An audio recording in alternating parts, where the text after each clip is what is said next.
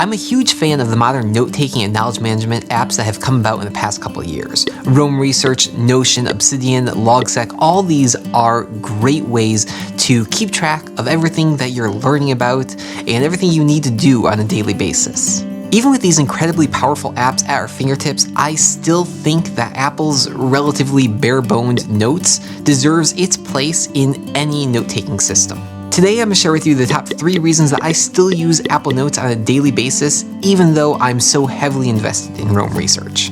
Hey there, I'm Kelly. I'm a father of 6, a full-time software developer at Rescue Time, Dean of Digital Campus at Sigma University, and on this channel I like to talk about productivity tips to help you get more done in less time. And there are the children. As I said at the outset, even though I keep everything in Roam, I still use Apple Notes for 3 primary reasons. The first of these is it serves as a semi-digital inbox for everything that doesn't have somewhere else to go.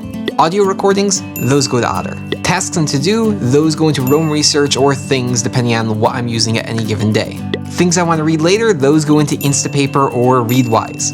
But even with those, there are a bunch of other things that have no real place in my current system. Those get thrown into Apple Notes, largely because of its integration everywhere on macOS and iOS.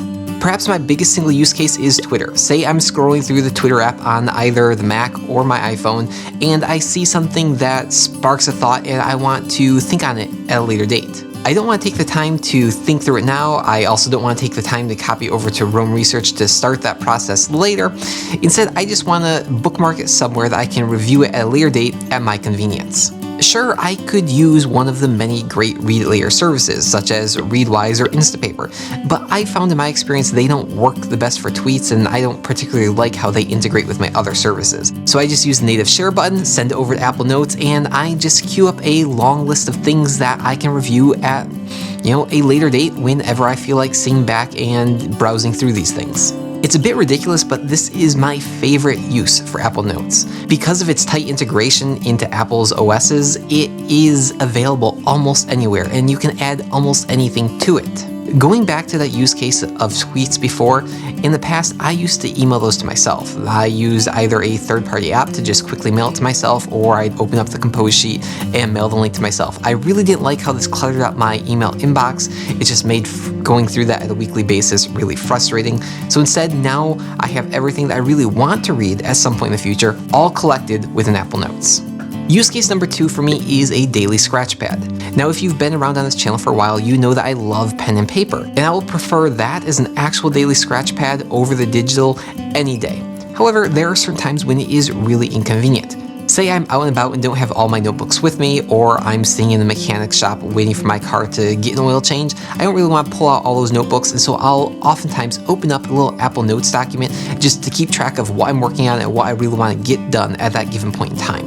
Even when I'm not out and about, this is doubly useful in my day job as a programmer. Say I'm making a change and there's a particular section and a break of code that I want to get back to, but it's not quite complete, I can just copy that over right into Apple Notes and leave it there so I can get back at it in, say, an hour or so after I finish up what I'm currently working on. The final really neat feature that is really handy to have in a digital scratch pad like Apple Notes is the native windowing system on macOS allows you to make any windows float on top. So I can create a quick to-do list in Apple Notes, I can minimize it so it only takes up a little bit of the screen, and then click that float on top toggle so that it will always stay on top of any other windows I'm working on, making sure that is front and center.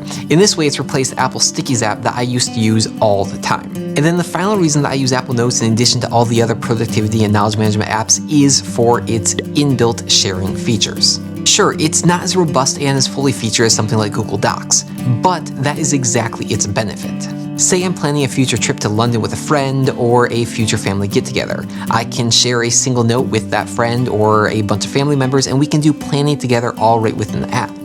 We can assign different dishes to bring, or we can make places we want to visit all around London. It is great for this because it is extremely simple to do and simple to use, and it is right there on our devices in a native application whenever we want.